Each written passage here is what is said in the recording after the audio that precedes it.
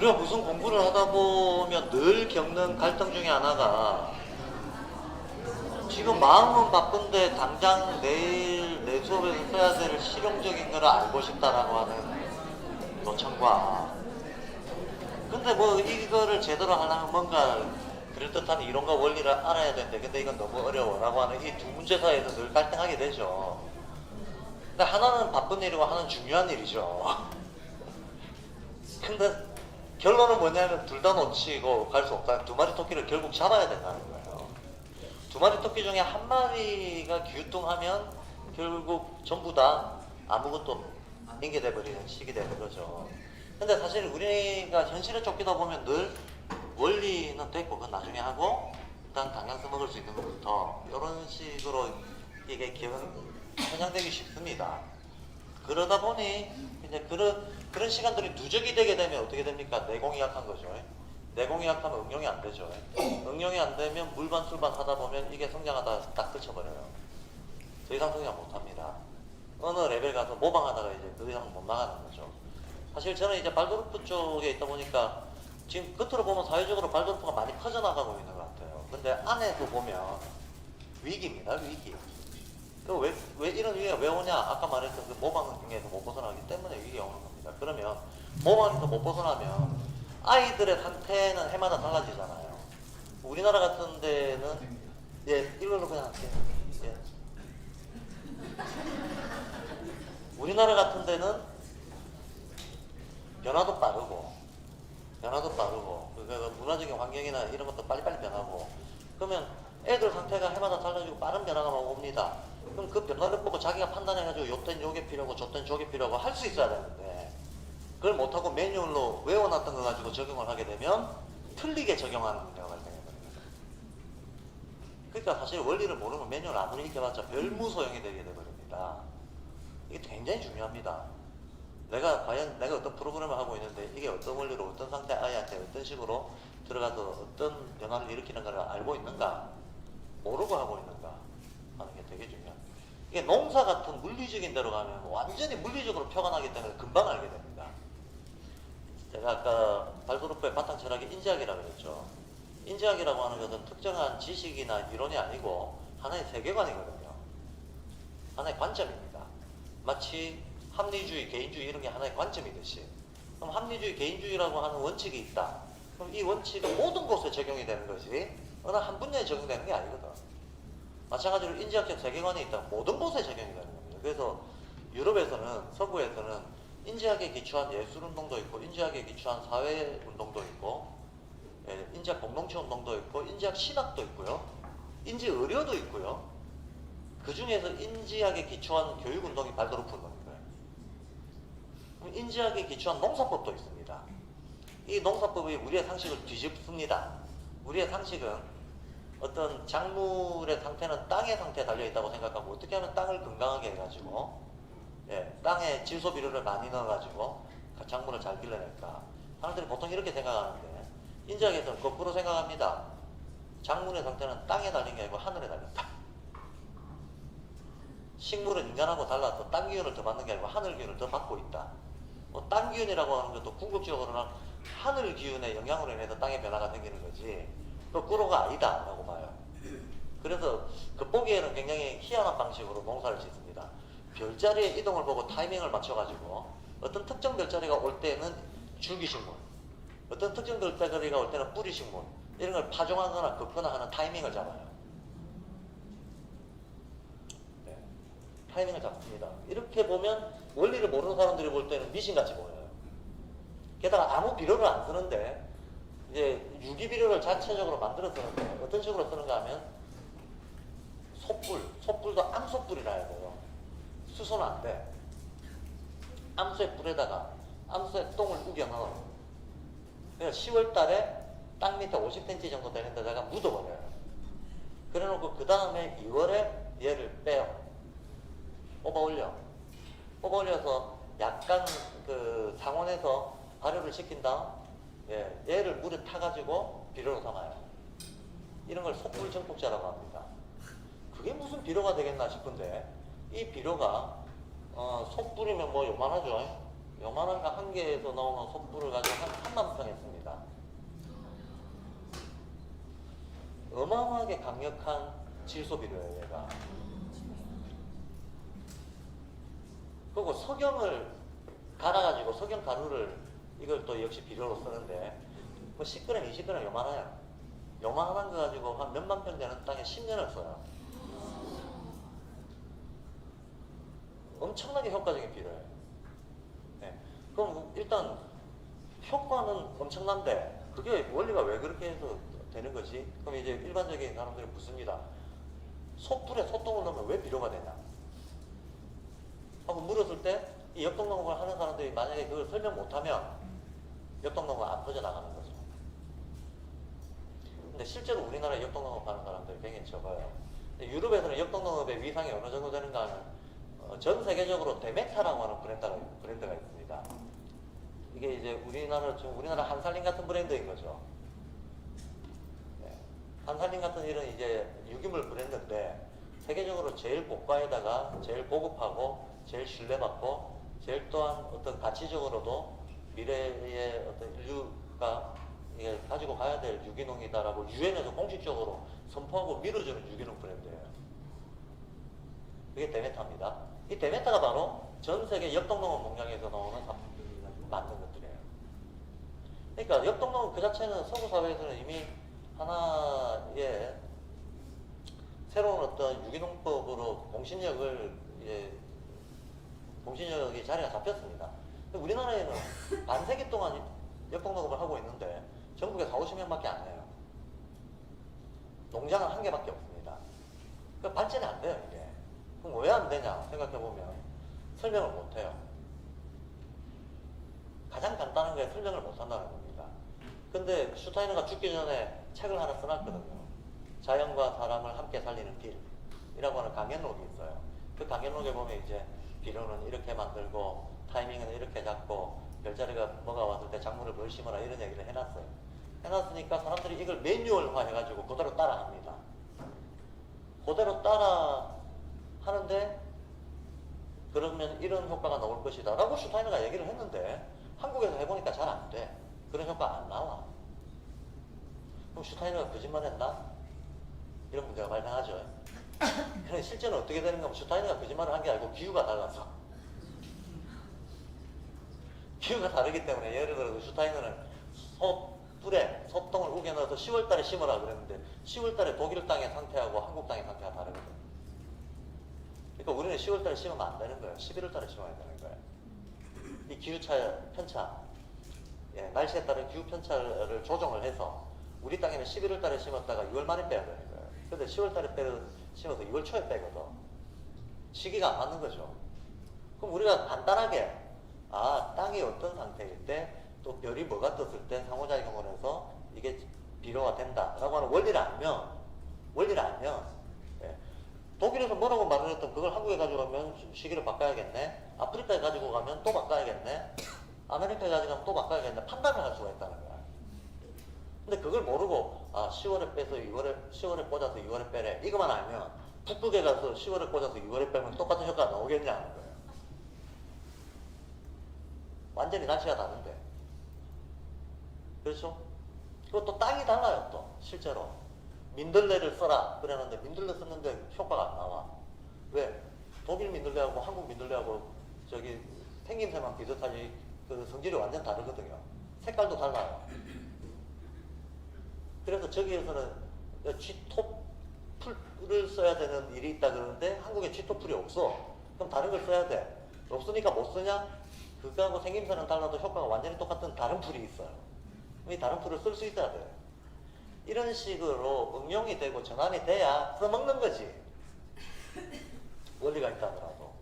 근데 원리를 모르면 응용 전환을 못한다는 거예요. 원리를 모르면 응용 전환이 안 된다. 응용 전환이 안 되면 똑같은 이유로 발그룹프가 아무리 인지하게 아무리 인간에 대한 세밀한 어떤 이해를 바탕으로 해서 발달론을 체계화 해놨다 하더라도 그건 100년 전에 해놓은 거예요. 100년 전 독일에서 해놓은 겁니다.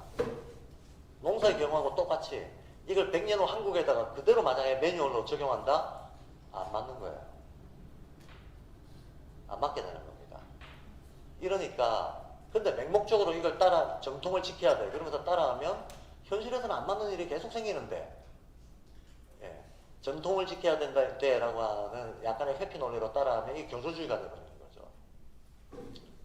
교조주의가 되고 예, 혼자 자기 마음은 어떤 자기 마음 자기 정당화는 될지 모르겠지만 교육적으로는 별로 좋지 못한 효과가 나타나 버린다. 또 거꾸로 그런 거를 단지 그 현상만을 보고 그 원리가 틀렸어 라고 사회적으로 판단한다 그러면 우리는 또 유용한 유산, 문화유산을 하나 또 걷어차버리는 게 되게 되는 거죠. 그러니까 결국 이러나 저러나 원리를 모르면 안 된다는 얘기입니다. 일단 원리 부분에 대한 기본적인 이해를 가지고 이걸 어떻게든 응용을 해내는 과정을 교사가 매개한다고 생각을 해야지 이쪽을 놓쳐도 안 되고 이쪽을 놓쳐도 안 되는 거죠. 일단 이건 원칙적으로 말씀을 드리고 아까 얘기했던 순서대로 진행하겠습니다.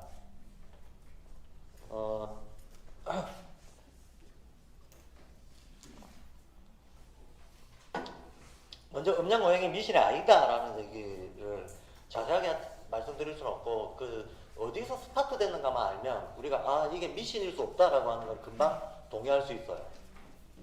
동의할 수 있습니다.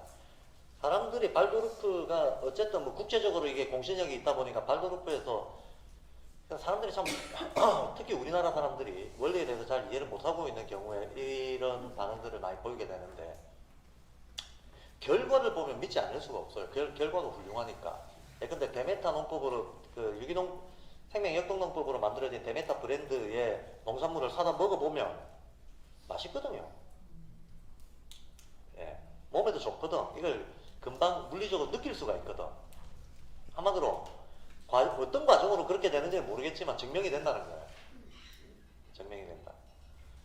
사실 발도르프 교육도 그렇습니다. 발도르프 교육도 어떤 굉장히 복잡한 방법론들이 중간에 끼어 있는데 이게 왜 그래야 되는지도 잘 모르겠지만 결과를 보면 그 나온 애들이 상태가 좋거든. 사람을 통해서 자연을 통해서 증명이 된다는 거예요. 증명이 되면 사람들은 과정 논리를 몰라도 일단은 믿죠. 예. 근데 그거는 이제 바깥에서의 시각인 거고 안에서 그 과정을 만들어 나가는 사람들은 이거 알아야 된다는 거죠. 예. 원리를 모르면 이 과정 자체를 컨트롤할 수가 없다는 거죠. 예. 이렇게 되는데 그 음양오행과 관련해서는요. 발도르프에 보면 7년 주기설이 많이 있거든요. 아까도 제가 7살 때 이빨갈이 합니다. 그리고 14살 때 생리합니다. 21살 쯤이면 교육이 끝납니다. 7년 주기죠. 그래서 발도르프에서는 마치 우리 인간의 인생 전체가 7년 주기로 어떤 변화를 겪으면서 가는 것처럼 보이는 그런 얘기들을 해요.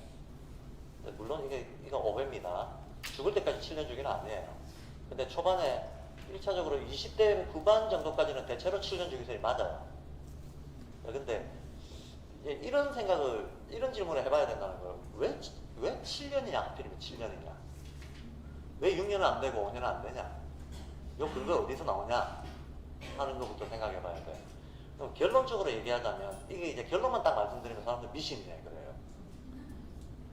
왜냐면 별 기운 때문에 그래요. 예, 별의 영향을 받아서 7년 주기설이 나온다. 결론만 딱 보면, 야, 별 기운, 옛날에 전 대통령이 뭐 우주의 기운이 어떻고, 뭐, 그러더니 이것도 비슷한 과네. 하는 인상이 들게 되죠. 그래서 발도르프 논리를 처음 듣는 사람들은 좀 사이비 같은데 종교적 색깔이 나는데 이런 느낌을 받는 사람들도 있습니다. 네. 근데 7년 주기설이 근거가 있냐 없냐를 따져야 되는 거지 뭐 그게 우주기운이 얘기한다고 근거 없는 건 아니죠. 근데 중간 근거를 다 얘기하기엔 시간 관계에다 저기 하니까 자, 왜 하필 7년인가? 7년 주기설이 발도르프만 있는 게 아니고 많은 종교 또 많은 고대의 어떤 수행 전통 이런 데 보면 7년 주기 변화설들이 상당히 보편적으로 동서고금에 다 많이 있어요. 근데 이 7년 주기가 도대체 어디서 나올까? 별기운이라고 하는 게 뭘 얘기하는 걸까? 어느 별?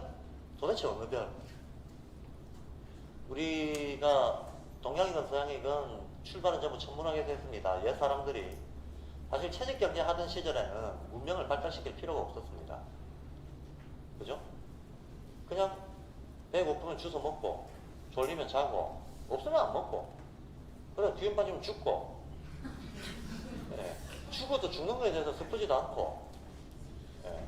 살거나 죽는 거에 대해서 별 감흥도 없고, 문명이 발달 안 돼 있을 때는 이렇게 살았단 말이에요. 이렇게 살다가 이렇게 또 돌아다니면서 살았어요. 근데 사람의 어떤 그 건강 상태, 신체적인 건강 상태, 심리적인 스트레스 없고 행복한 어떤 만족한 상태, 이게 떠돌이 채집 생활 때가 더 나을까요? 아니면 지금처럼 정착해서 살 때가 더 나을까요?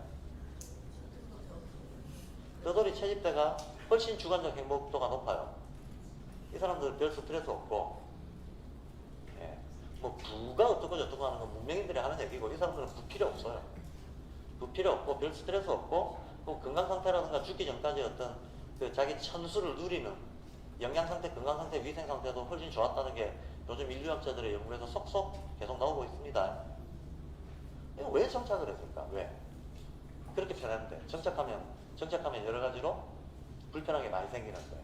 사실 따지고 보면 모든 갈등, 모든 불편, 투쟁, 예, 뭐 욕망, 이런 것들이 다 정착과 관련된 거거든요.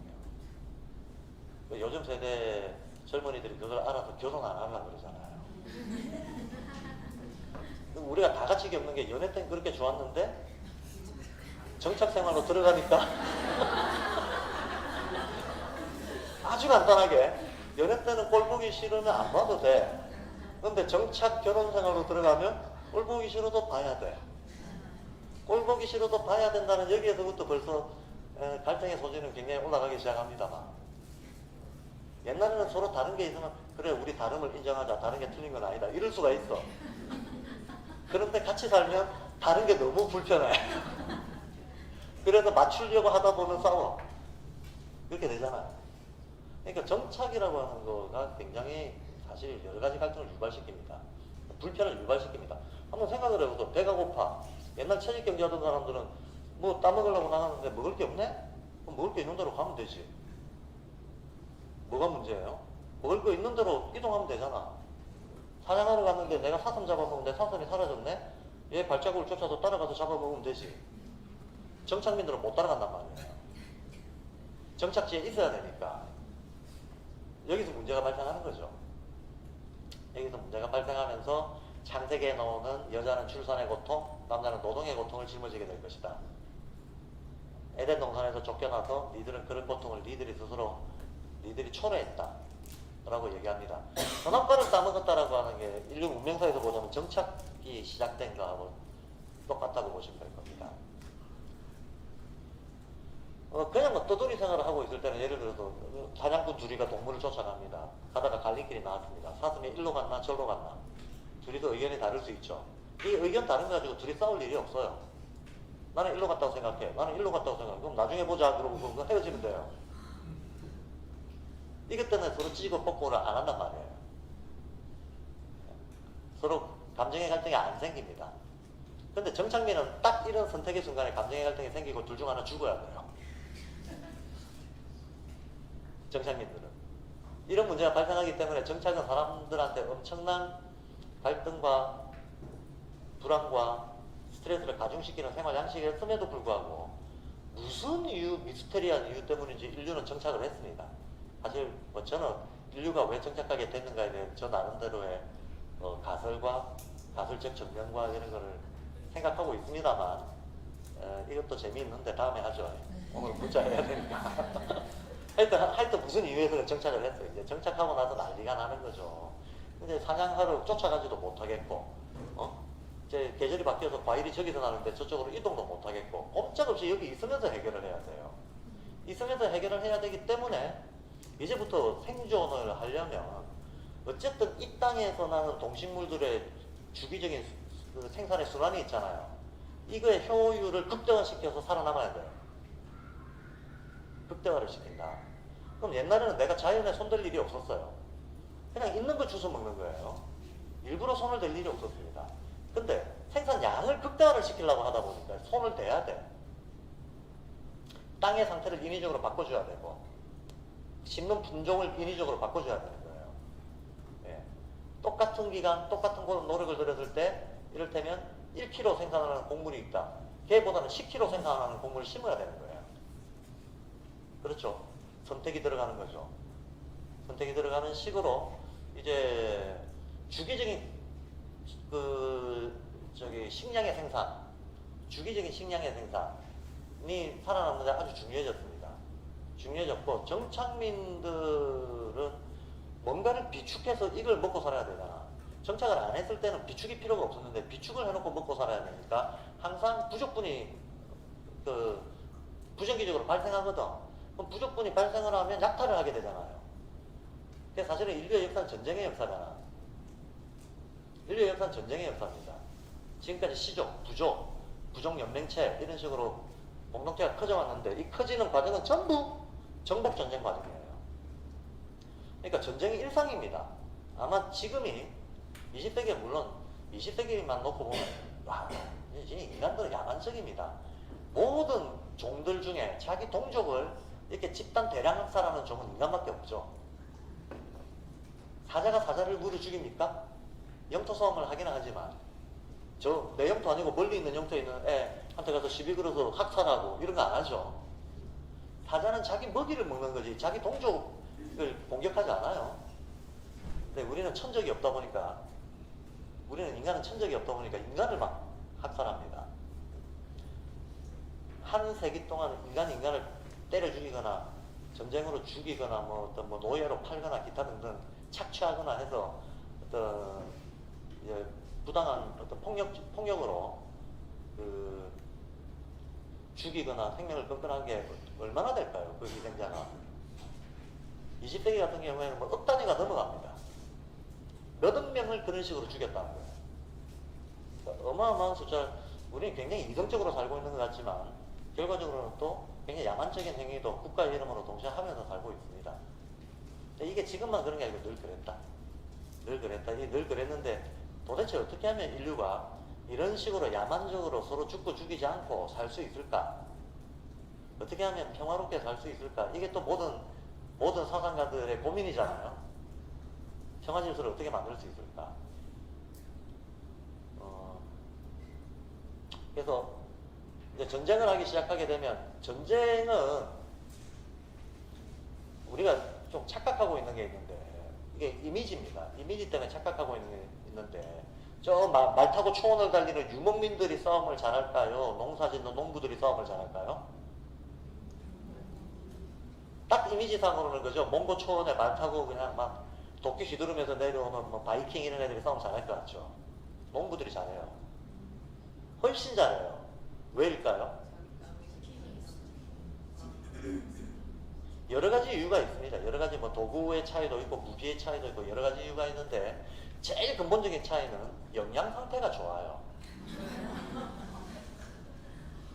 영양 상태가 주기적으로 먹고 요리가 발달하거든. 생식하는 거하고 화식하는 거하고 뭐가 영양 섭취가 높습니까? 화식이 절대적으로 높아요. 혹시 생식의 환상을 갖고 계신 분들 진짜 환상인 걸 알아야 됩니다. 인간은 현재 이 신체 구조는 생식의 영양 효율이 아주 비효율적인 걸로 이미 유전적으로 내려와 있습니다. 또 화식하고 생식은 똑같은 양을 먹어도 영양 효율이 서너 배 차이 나버려요. 그럼 유목민들은 애초에 돌아다니는 생활을 하기 때문에 화식 자체가 좀 어려운 사람들이에요. 그러니까 맨날 비리비리해. 비리비리합니다. 심정이 와일드할지는 몰라도 영양 상태는 많이 떨어져요. 그래서 유목민하고 농경민하고 싸우면 정착농경민하고 싸우면 정착농경민은 게다가 이게 문명생활이 좀 더 체계적으로 발달하다 보니까 뭐가 생기는 건 직업무사가 생겨요. 아무것도 안 하고 직업적으로 전투만 하는 애들이 생긴단 말이야. 그 직업무사의 탕비근 시스템을 딱 갖추고 있는 그 토착 농경 어떤 부족하고 여기저기 떠돌아다니면서 그런 기능 문화도 안 돼 있는 유목 부족들하고 붙으면 농경이 이기게 돼 있습니다.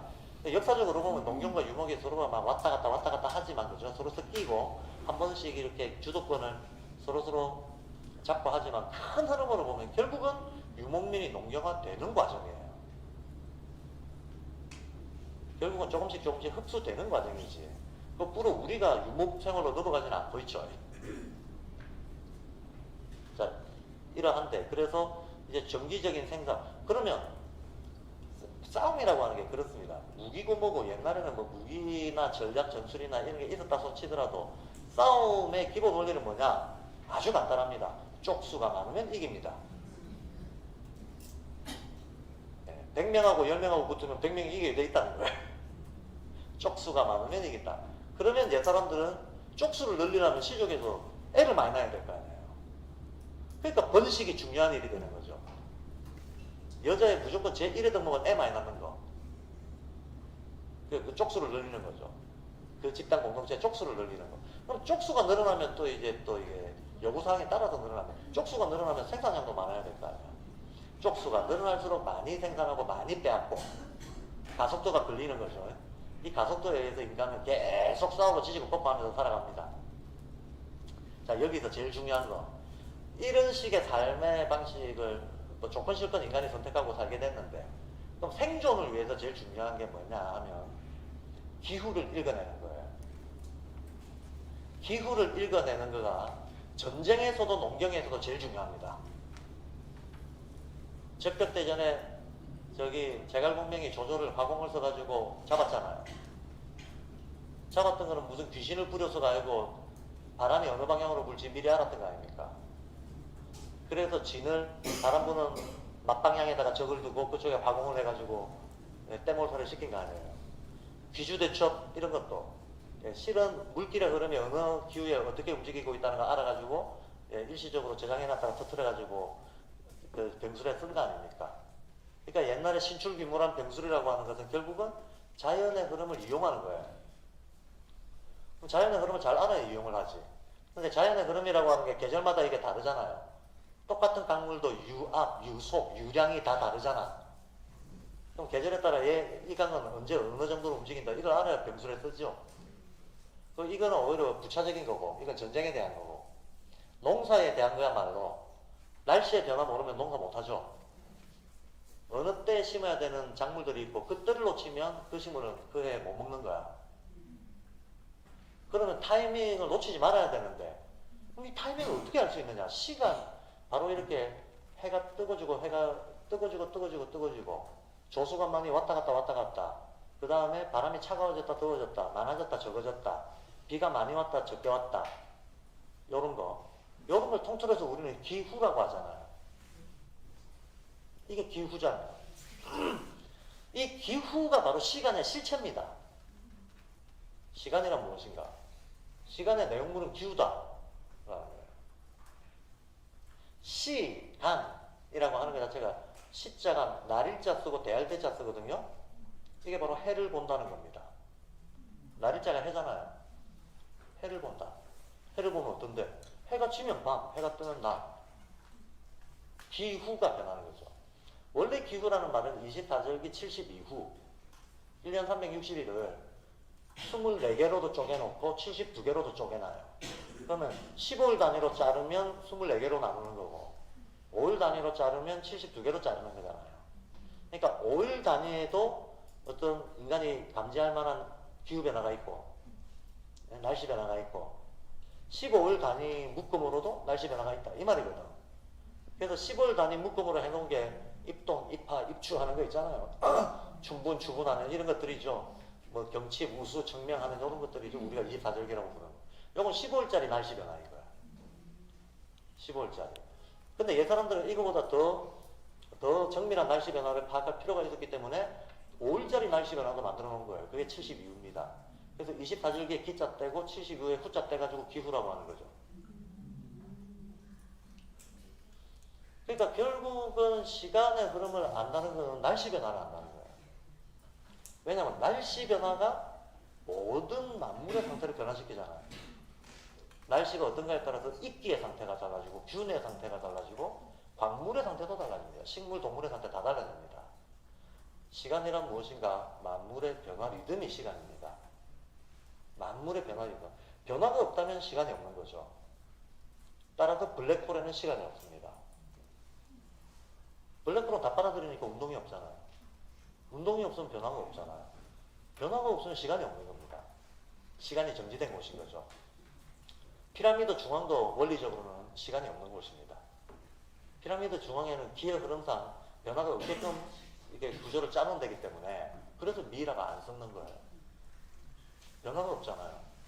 변화가 없으니 부패가 진행이 안 되는 거예요. 그 시간이 없는 거하고 똑같은 거예요. 여기는 시간이 멈춘 곳입니다. 자, 그래서 우리가 시간의 사전적 정의를 찾아보면 정말 화납니다. 시각과 시각 사이라고 나와요. 그럼 어린애들은 또 시각을 알아야 되잖아요.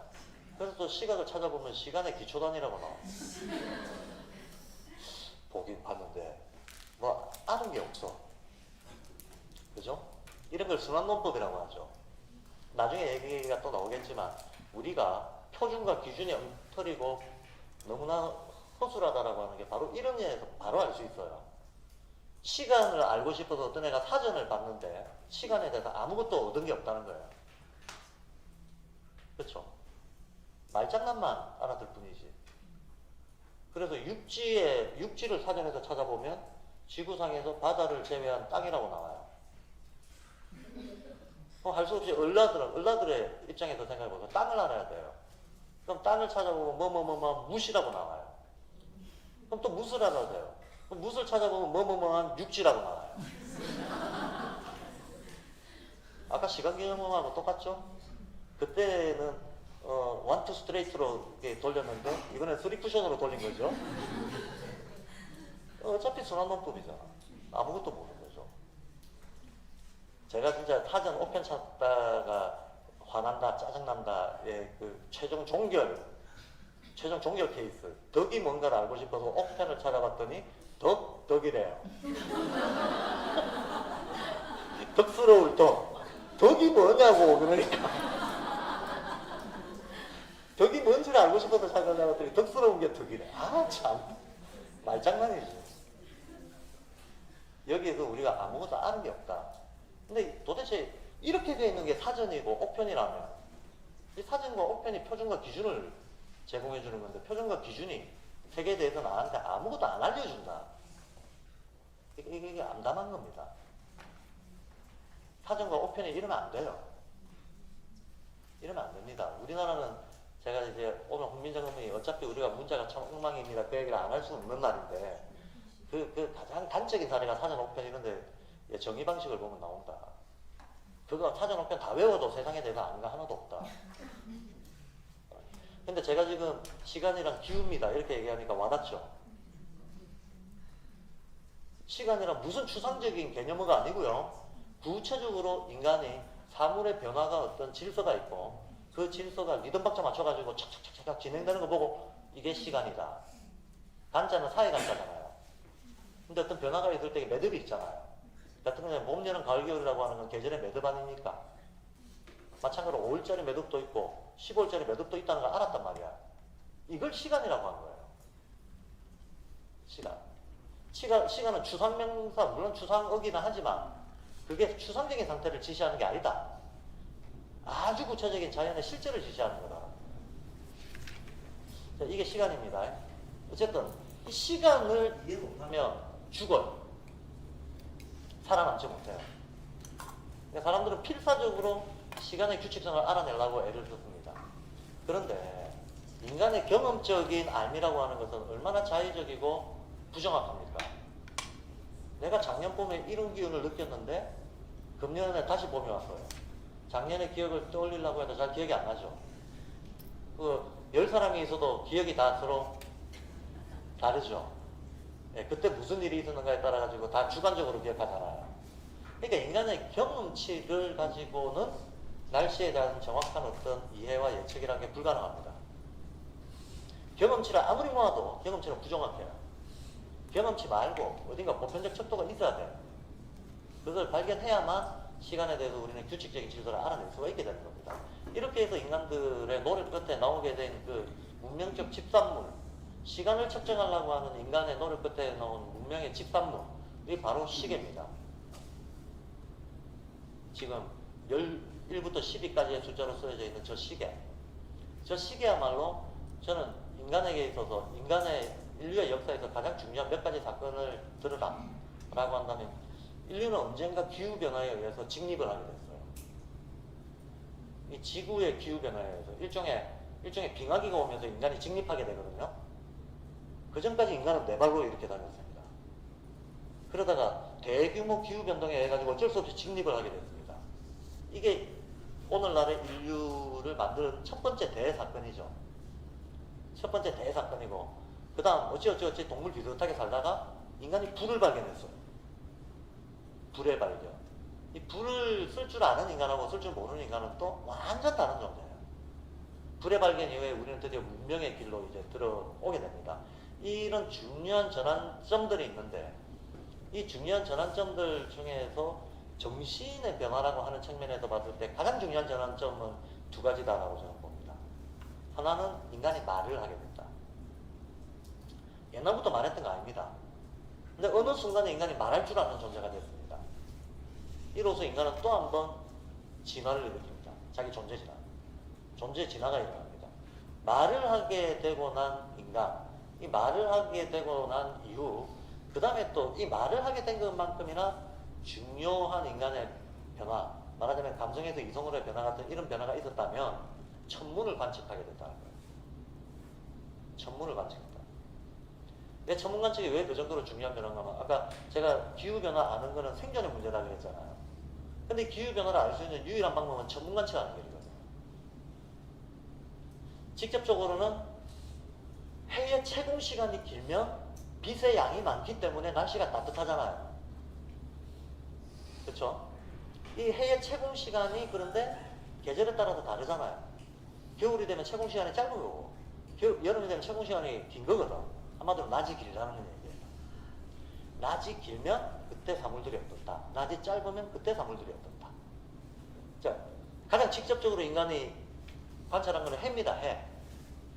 그런데 해의 움직임만 보고 또 알 수 있는 게 많이 있지만, 근데 해의 움직임이라고 하는 것은 그거하고 상대적으로 묶여있는 게 있죠. 달의 움직임. 해의 움직임하고 달의 움직임은 같이 서로 대칭적으로 묶여있는 거잖아요. 해가 길면 달이 짧은 거고, 해가 짧으면 달이 긴 거잖아. 밤낮의 길이. 그쵸? 밤낮의 길이. 그걸 표시한 게 바로 음양 태극도입니다. 해가 짧으면 밤이 길고, 밤이 길면 밤이 짧으면 낮이 길고, 뭐 그렇다, 이게 순환된다라고 하는 걸 표현해 놓은 게 태극도거든요. 그러니까 태극도는 밝음과 어둠, 해와 달의 움직임, 이거를 상징하는 겁니다. 이걸 음양이라고 하는 겁니다. 음양순환도입니다. 음양순환도. 그런데 그러니까 해와 달의 움직임을 봤습니다. 근데 해와 달의 움직임만 가지고 기후가 변하냐? 그게 아니거든. 해달의 움직임 말고 다른 요소가 있다는 걸 알게 됐죠. 해달 말고도 우리한테 만물의 변화를 일으키는 기운의 변화, 만물의 변화는 눈에 보여요. 그런데 날씨의 변화는 눈에 보이는 건 아니잖아. 날씨의 변화는 온도, 습도, 바람, 공기의 성질, 이런 것들인데, 한마디로 원자 단위, 원자보다 더 작은 미립자 단위로 움직이는 것들이잖아. 이거는 우리 인간의 감각으로는 보이거나 감각할 수 있는 게 아니죠. 나중에 한참 쌓이고 나면 느껴지기는 하는데, 쌓이는 과정에서 미세하게 우리가 쫓아서 지각할 수가 없잖아요. 형체가 없는 것들이잖아. 형체가 없는 것들. 이렇게 형체가 없는데 어떤 작용을 가하는 것들을 전부 기운이라고 했거든요. 아, 형체는 없는데 뭔가 지금 변화를 일으키는 힘들이 있다. 이게 기운입니다. 근데 이놈의 기운들이 미세하게 변해서 결국 사물의 변화를 일으키네. 근데 사물의 변화는 결과고, 기운의 변화가 먼저 오고 사물의 변화가 뒤따라오는 거죠. 근데 이 기운을 변화시키는 요인이 뭔가를 천문에서 알라고 하니까 처음에는 해와 달의 움직임을 가지고 알았다 이거야. 근데 해, 달의 움직임 말고 어느 때 하필이면 폭풍이 치고, 어느 때 하필이면 번개가 치고, 어느 때 하필이면 어떤 그 물의 온도가 바뀌고 막 이런 거, 좀 더 복잡하고 구체적인 사물의 변화들에 영향을 주는 거는 달 단위로 바뀌는 게 있고, 날 단위로 바뀌는 게 있고, 복잡하게 여러 가지가 있단 말이야. 요거는 그럼 해달만 봐가지고는 파악이 안 되는 거예요. 더 많은 변수들을 봐야 파악이 돼. 그럼 더 많은 변수들을 보겠다고 했을 때 뭘 받겠냐? 뭘 받겠냐? 예나 지금이나 우리 인간이 우주라고 얘기하는 것은, 사실은 이 우주는 개념 자체가 끝이 없는 거잖아요. 한계가 없잖아. 무한대잖아요. 근데 무한대라고 하는 것은 인식 불가능이죠. 무한대를 인식할 수는 없어요. 어디서든지 범위를 잘라야 인식할 수가 있습니다. 그럼 우리 인간이 우주를 탐구한다라고 했을 때 범위를 잘랐습니다. 어디로 잘랐게요? 태양계. 태양계입니다. 옛 사람들이 하늘을 연구한다, 우주를 연구한다. 그건 지금도 마찬가지입니다. 태양계를 연구하는 겁니다. 그럼 태양계 바깥은 있긴 있지만 우리한테 직접 영향이 아니다. 있기는 있지만 우리한테 직접 영향 주는 게 아니다. 저기 한 100억 광년 바깥에 있는 어떤 별에서 나오는 빛이 있다. 뭐 우리한테 영향을 주겠지. 둘러 와서 영향을 주겠지만 지구에 영향을 줄 때는, 자, 지구가 여기 있습니다. 그럼 해와들이 지구 주위에, 지구 중심으로 천동설로 생각하겠습니다. 그럼 내가 지구라 치고 내 주위에 해와 달이 장막을 치고 있어요. 그럼 바깥에 어떤 별들의 기운이 오더라도 해와 달의 기운을 거쳐서 들어올 거 아닙니까? 한마디로 이게 프리즘 역할을 할 거 아닙니까? 그럼 해달만 있느냐? 태양계에 오행성이 있잖아요. 해달 빼고. 그 오행성이 또 어떤 프리즘을 칠 거 아닙니까? 그럼 저 원거리 바깥에서 오는 기운은 이 해와 달의 프리즘, 오행성의 프리즘을 뚫고 들어올 거 아닙니까? 뚫는 과정에서 해달과 오행성의 기운으로 변환이 되버릴 거 아닙니까?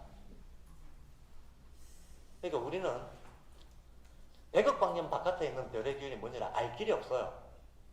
그러나 어떤 프리즘을 통과했는지는 느껴집니다. 맞죠? 예. 그리고 결국 우리가 실천적으로 내가 어떻게 살아야 되냐는 문제를 생각할 때 나한테 오는 결과값만 알면 돼요. 그래, 우리 인간의 인식은 그런 의미에서 모든 경로의 과정 논리를 다 알 수는 없습니다.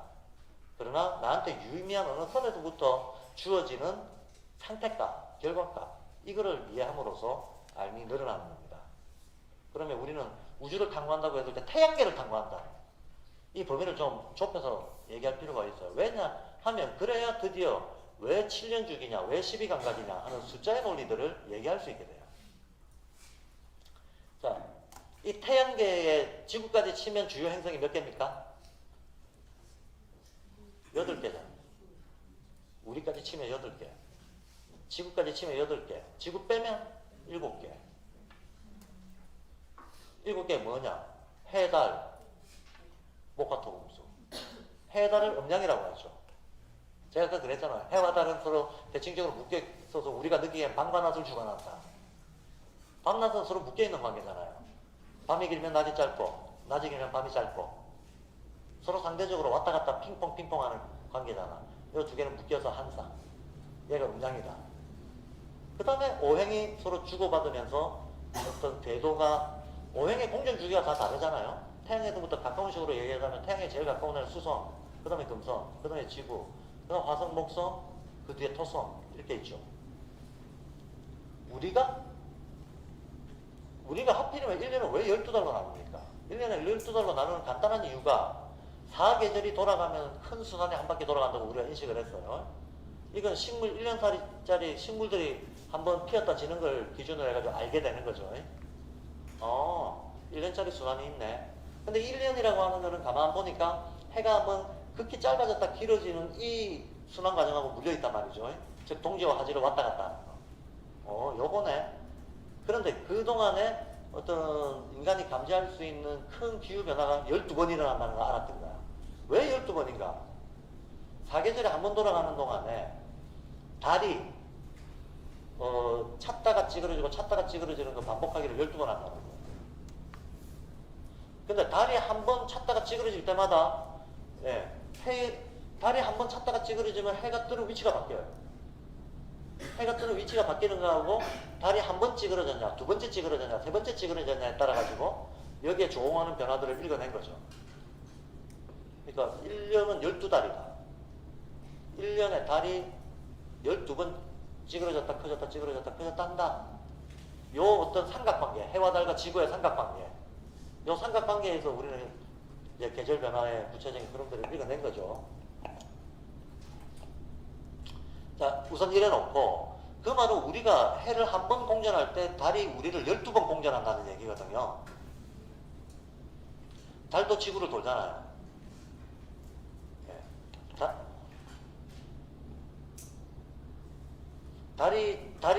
지구를 12번 돌 때 지구는 태양을 한 바퀴 돈다. 우리가 태양을 12바퀴 돌 때 목성은 태양을 한 바퀴 돕니다. 그 말은 지구와 달의 관계하고 그죠? 목성과 지구의 관계가 유사하다는 얘기죠. 이해가 되시죠? 우리 입장에서 볼 때는 달은 조그만 행성 아닙니까? 태양계 전체에서도 지구의 위성에 불과하니까 조그맣죠.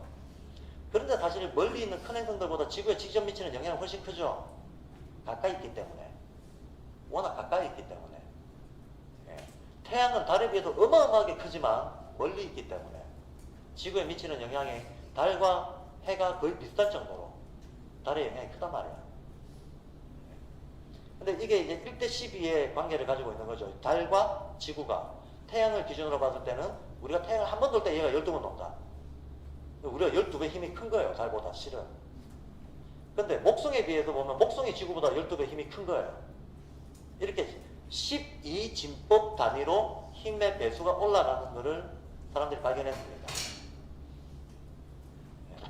음양오행에도 보면 목화토금수에서 목부터 먼저 하죠. 왜 목부터 먼저 하는가 하면 목성이 힘이 제일 세요. 목성이 힘이 제일 세서 목성이 이 모든 운동 과정들을 리드하는 역할을 합니다.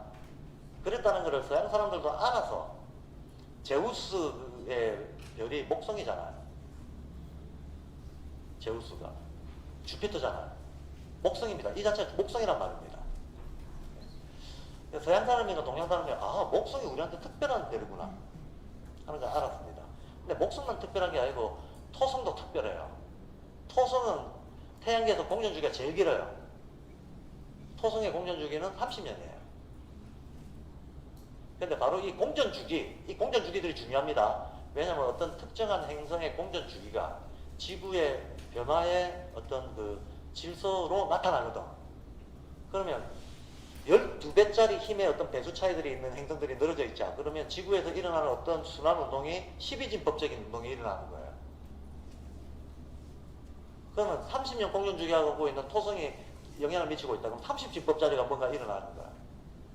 30진법을 인수분해해보면 5진법, 6진법, 더 인수분해하면 2진법, 3진법짜리 분화가 일어난다는 거거든요.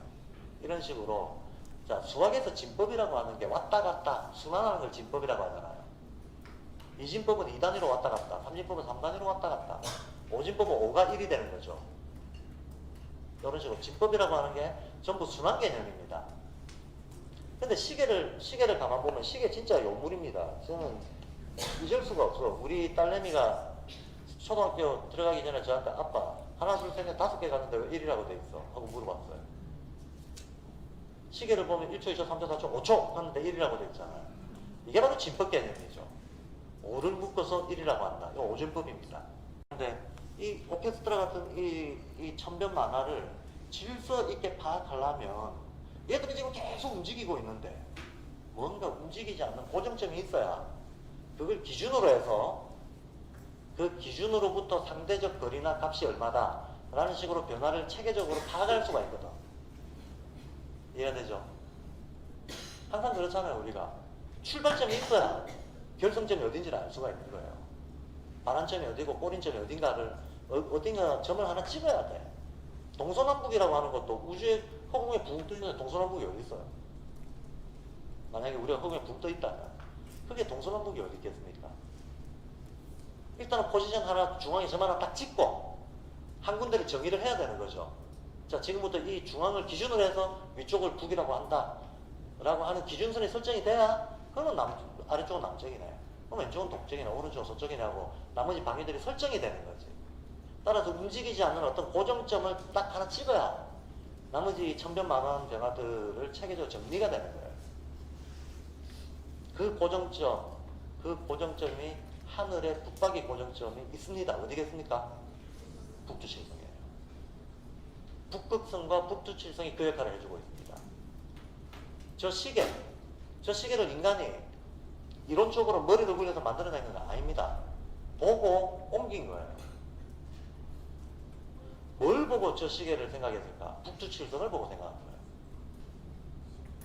북두칠성이 예를 들어서 국자 모양으로 생겼다고 하잖아요. 그럼 국자 자루가 있을 거 아닙니까? 국자 자료.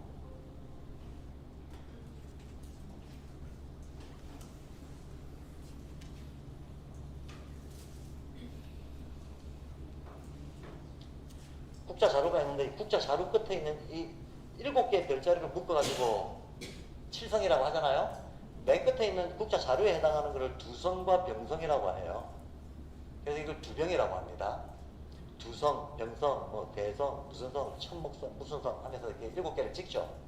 이름들이 있는데 맨 끝에 있는 2개를 두성, 병성이라고 합니다.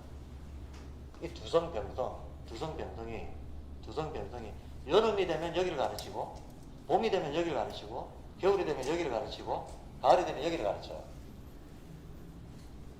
하지, 동지, 춘분, 추분 때 이 방향을 가리킵니다. 북두칠성이에요.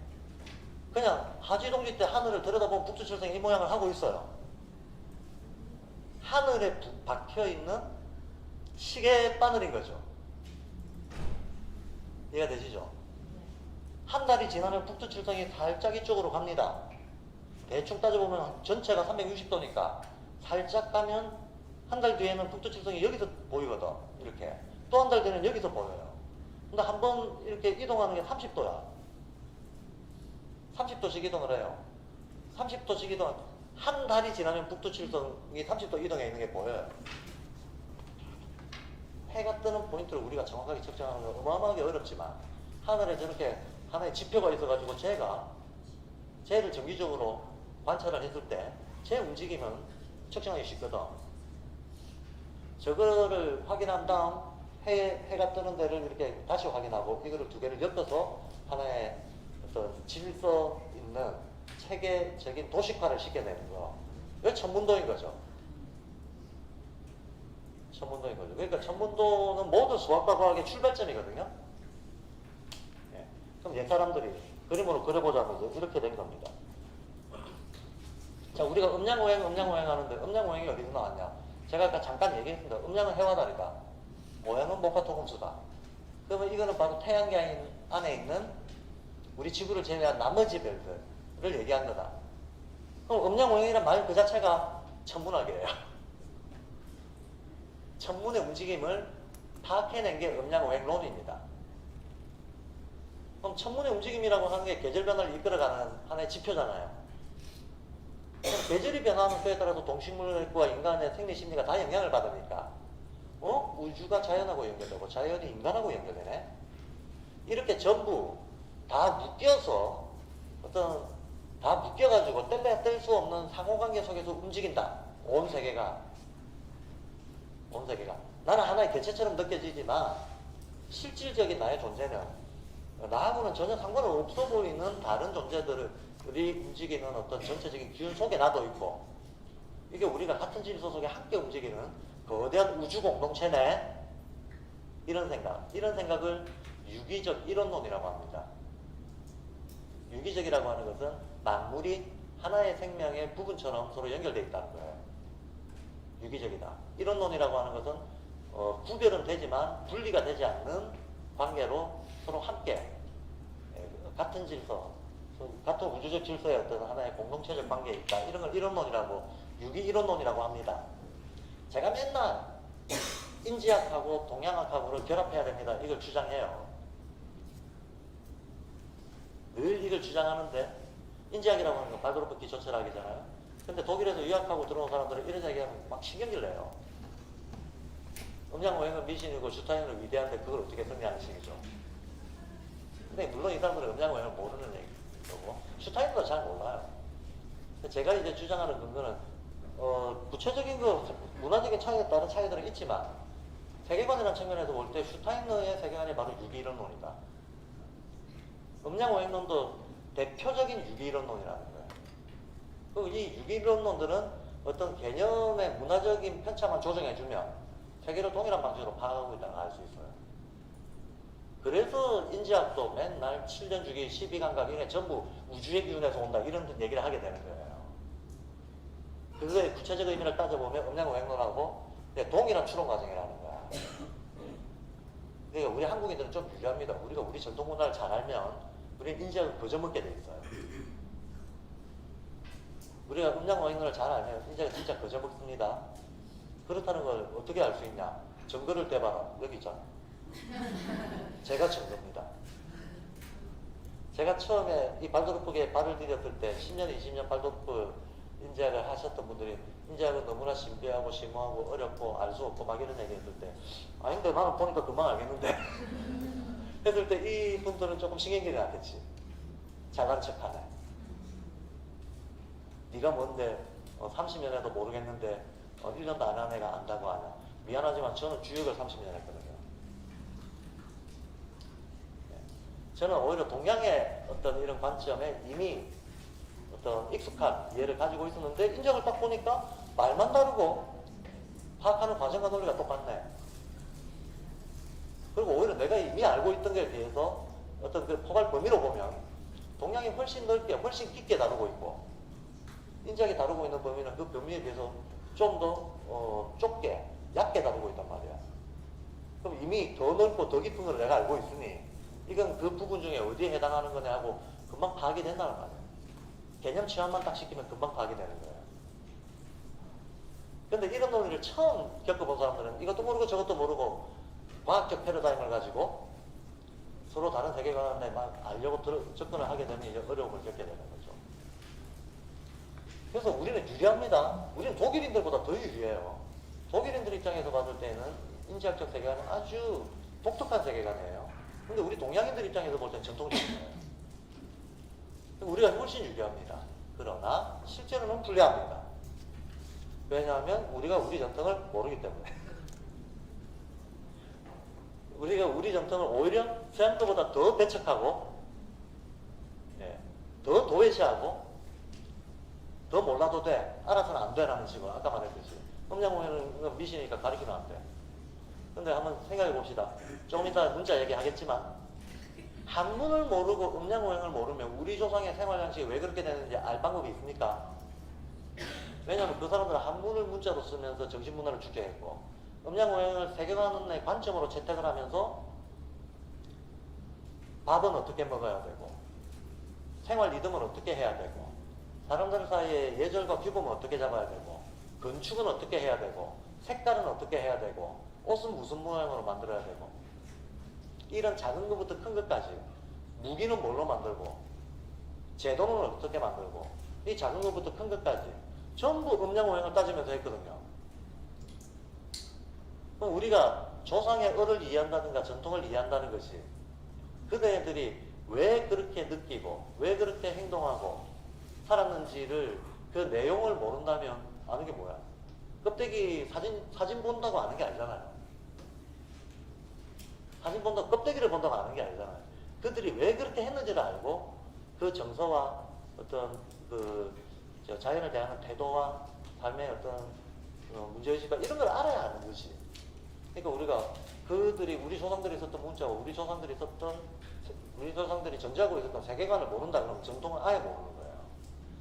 아예 모르는 거기 때문에 한자 몰라도 돼? 음양오행 배우면 안 돼? 라고 하면 우리 스스로가 뿌리를 끊어내버리는 겁니다.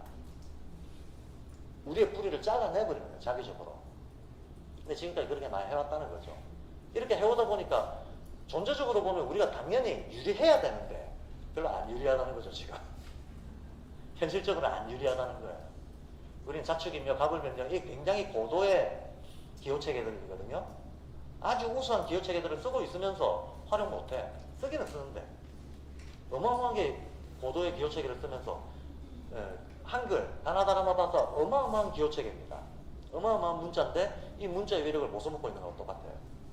자, 금년이 기해년입니다. 제가 약간 요거만 하고 시간을 오버했으니까 밥 먹으러 가야 되겠죠. 자, 금년이 기해년이면 지금 금년 내내 대기 중에 질소기운이 부족해요. 올해 농사 작살입니다. 올해 강우량이 평소보다 많아요. 강우량이 많으면 균류가 많을 수밖에 없는데 흰 곰팡이, 푸른 곰팡이류 중에 푸른 곰팡이류들이 창궐합니다. 그럼 올해는 염증류의 병질이 있는 사람들 고생합니다. 그리고 뭐 무좀 이런 거 창궐합니다. 염증류 있는 사람들 올해 좀 고생하겠네. 그리고 올해는 전반기 지금부터 여름까지는 화해 품목이네요. 그럼 땅 속에 바람이 들어서 역시 땅 속 뿌리 작물들도 굉장히 영향이 안 좋습니다. 올해 농사는 전반적으로 베렸네. 올해 농사는 전반적으로 베린데다가 여름이 지나가면서 상화기운이 들어와가지고 이렇게 됩니다. 대기에는 스콜 같은 식으로 1년 전체를 놓고 보면 결국 강우량은 많은데 이 강우량들이 대지에 흡수가 잘 안 돼가지고 농사는 베리는 식이 되거든요. 그래서 한편으로는 집중 스콜에 의한 물난리가 여기저기서 날 테고, 그러면서 한편으로는 이게 이제 스콜이라고 하는 게 그렇죠. 갑자기 막 확 많이 내려버리는 거니까 꾸준히 와줘야 작물들이 때에 따른 영양 섭취를 할 텐데 그게 안 되니까 수량은 많은데 농사는 베리는 이런 이상한 상태가 올해 진행 중입니다. 제가 이걸 어떻게 알았을까요? 기해년의 기자와 해자가 우리한테 그런 정보를 알려주고 있어요. 기해년의 기자와 해자가 이런 날씨 정보를 알려주고 있는 인디케이터입니다. 근데 저는 그거를 읽을 줄 아니까 이래 되겠네 하고 얘기하는데, 읽을 줄 모르는 사람들은 방금 되지 저금통 이벤트나 할까 이런 생각이나 하지, 방금 되지란 말만 막 반복하지, 방금 되지가 웃겨서 웃겠다고, 황금돼지가 나한테 내 삶에 무슨 의미가 있는데 라고 하는, 이걸 연결을 못 시켜내는 거죠. 그러니까 모두의 어떤 기호를 쓰고 있으면서 못 써먹고 있는 거예요. 마치 비유를 하자면 옆에 슈퍼컴퓨터를 갖다 놓고 슈파나로 쓰고 있는 거야. 아니 테트리스를 하고 있어. 게임기로 쓰긴 쓰는데 테트리스를 하고 있어. 인공지능을 다시 데려다 놓고 테트리스를 하고 있다. 이런 상황이 되버리는 거죠. 제가 조금 좀 와닿게 표현을 하려고 과한 표현을 했습니다만 거의 비슷합니다. 거의 비슷한데, 자 마무리하겠습니다. 한 가지만 마무리하고 점심 먹고 이어가겠습니다. 그러니까 마무리. 음양오행은 천문학이다. 음양오행은 천문학이다. 이 그림은 나중에 갔다 와서 다시 한번 설명하겠습니다. 이게 지구가 이렇게 있다고 했을 때 우리가 이쪽이 북쪽이다. 이쪽에 북두칠성이 돌아간다. 그럼 우리는 북반구에 사니까 여기서 우리는 사물을 관찰합니다. 그럼 기준을 등지고 남쪽을 바라봅니다. 왜냐하면 해가 남쪽에서 뜨니까. 북반구에서 바라보면. 그럼 해가 제일 채공시간이 높을 때가 요때입니다. 요때를 하지라고 합니다. 채공시간이 제일 짧을 때는 요때입니다. 요때를 동지라고 합니다. 요쪽이 동쪽이고 요쪽이 서쪽입니다. 그러면 해와 요 중간에 이렇게 있을 때는 충분이라고 하죠. 그럼 여기에다가 우리가 글자를 매기는 겁니다. 하지 때 제일 추울 때 자. 그 다음에 해가 올라옵니다. 이렇게 자, 추, 임, 묘, 진, 사, 오 하고 끝까지 글자를 매겨요. 다시 내려갈 때 미, 신, 유, 술, 해 하고 글자를 매겨요. 올라올 때 자축, 임, 묘, 진, 사, 내려갈 때 오미, 신, 유, 술, 해 하고 글자를 매겨. 이래놓고 펼쳐놓고는 동그라미를 그려놓고 자축, 임묘, 진사, 오미, 신, 유, 술, 해 하고 쓰게 되는 거예요. 여기에다 당위적인 의미를 부여를 하게 되면 네모칸을 쳐놓고 자축, 임묘, 진사, 오미 하고 쓰게 되는 거죠. 그러면 자축, 임묘, 진사, 오미는 결국은 뭡니까? 황도라는 거예요. 황도. 해가 지나가는 길. 자축, 임묘, 진사, 오미는 결국은 황도예요. 근데 왜 12개로 했나? 왜 12개로 했나? 그 달의 상호작용을 고려를 해서 12개로 분할한 거다. 360도를 12개로 분할하니까 30도씩 나오는 거고. 그래서 한 달에 30일이 되는 거예요. 대략 30일이죠. 1년도 365일 몇 점 이렇게 되는 거는 이제 어떤 지축경사 때문에 생기는 효과인 거지, 실제로는 모든 원운동은 원칙적으로 360도예요. 그렇잖아요? 이것이 원운동인 이상은 어떻게 중간에 삐뚤어지더라도 360도인 거야. 자, 그래서 이걸 보고 지지판을 만들었더니 우리가 보고 있는 지지라고 하는 거는 실은 천문도다. 그리고 그 사이에다가, 그런데 요렇게 해가 왔다 갔다 할 때 뜨는 주요 오행성들이 있단 말이에요. 그 주요 오행성들이 해는 아주 규칙적으로 매일 똑같이 움직이는데 이 주요 오행성들은 해마다 똑같지는 않거든요. 그래서 예컨대 금년에 자월이다. 금년에 자월이었을 때 해가 해 상태죠. 자월이라고 하는 것은. 그때 어떤 오행이 영향을 미치고 있는가? 작년에는 갑자가 영향을 미쳤는데 금년에는 병자가 영향을 미친다. 즉 대기에는 목기운이 아니고 지금 화기운이 있다. 작년 자월에는 목기운이 주도하고 있었는데 금년 자월에는 화기운이 주도하고 있다. 이런 식으로 같은 자월이라도 날씨가 미묘하게 달라져요. 같은 봄이라도 작년에 그 봄이 아닌 거죠. 예. 해가 주는 영향은 똑같은데 오행성이 다르게 들어와서 그래요. 그래서 이렇게 오행성이 다르게 들어오는 거를 갖다가 보니까 해는 12개로 이렇게 질서를 잡아놨어. 근데 오행성들은 12진법으로 움직이지 않고 10진법으로 움직이거든. 그게 갑을병정 무기경신인계거든요. 그래서 얘들이 이렇게 움직일 때 요 사이사이에 갑을병정 무기경신인계 이렇게 움직이는데 대기는 10진법으로 움직이고 땅의 영향은 12진법으로 움직이니까 딱 안 맞잖아. 그러니까 이제 조금씩 어긋나면서 얘들이 큰 순환을 한 바퀴 돌면 60년 걸린다는 거예요. 그게 육지갑자예요. 갑자, 을축, 병인, 정묘 하면서 쭉쭉쭉쭉 내려가다 보면 예. 저 청강은 경신인계 개에서 끝나는데 그때 가도 저기에는 해자 2개가 남아있거든. 하나 더 9개 9개 10개 해자에 가도 끝나버리지. 그럼 자축 2개가 남아있어. 자축 2개 남아있으면 그 다음에 들어가가지고는 처음 해를 매길 때는 갑자 이렇게 시작했는데 그 다음 해는 병자 이렇게 시작할 수밖에 없게 돼 있어요. 예. 병자라고 시작할 수밖에 없어서 원점으로 돌아오는 걸 보면 60년. 60년이라고 하는 것도 이제 60년이 그러니까 한 1갑자라고 하잖아요. 그 60년짜리 날씨 변화가 있는 거죠. 1년은 우리가 주기적으로 날씨가 변한다고 생각하잖아요. 근데 12년에도 주기성이 있어요. 30년에도 주기성이 있고 60년짜리 날씨 변화도 있는 거야. 그러니까 소순환, 중순환, 대순환이 있는 거죠. 이런 식으로 여러 겹겹의 순환들이 있다 해서 이제 동양에서는 이거를 이제 다 계산하는 방법이 있습니다. 그래서 이제 작은 순환, 큰 순환, 제일 작은 순환 1년짜리 순환, 제일 큰 순환은 12만 9,600년짜리 순환. 12만 9,600년짜리 우주적 지구 변화를 천년전 소강제라는 사람이 계산을 해냈습니다. 오늘날 현대천문학으로 현대천문학이 추정하고 있는 바는 12만 9천 년이 아니고 약 13만 100년 정도라고 해요. 그럼 그 긴 단위에서 한 500년 차이 나는 거거든요. 그건 어디에서 계산상의 오차가 있었는지 모르겠지만 예, 충분히 통계적으로 수렴되는 유의미한 값으로 수렴되는 값들이거든요. 대략 13만 년 전후에 어떤 주기적 변화가 지구 전체 기나기, 온난화 이런 주기성들 속에서 크게 움직이는 대주기가 있다는 거. 그러니까 현대과학의 결론하고 천년전 소강계의 결론이 똑같아요. 근데 천년전 소강계의 결론은 무슨 측정도구로 이거를 계산을 했나? 음양오행으로 계산한 거예요. 근데 음양오행이 어떻게 미신입니까? 예, 결론은 이겁니다.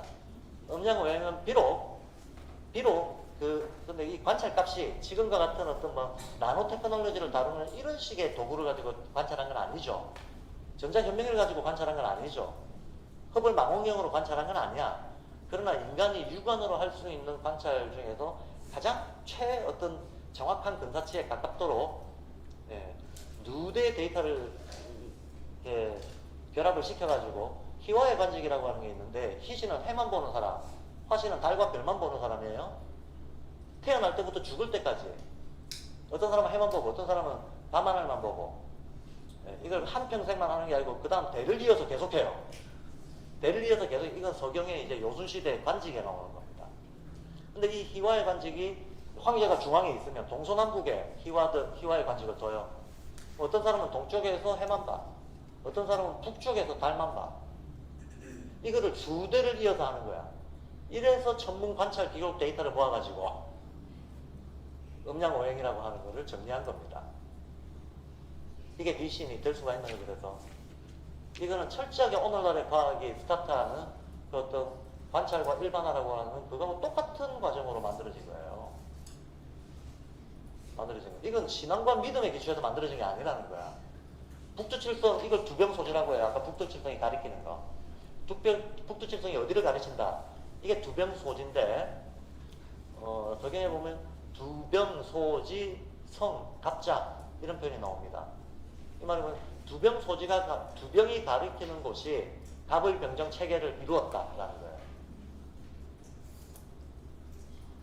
이해가 되시죠? 그래서 제가 더 자세한 거는 혹시 관심이 있으신 분은 주역 공부를 하시면 됩니다. 어떻게 해야지? 방법은 여러 가지 있습니다. 하여튼 그렇고요.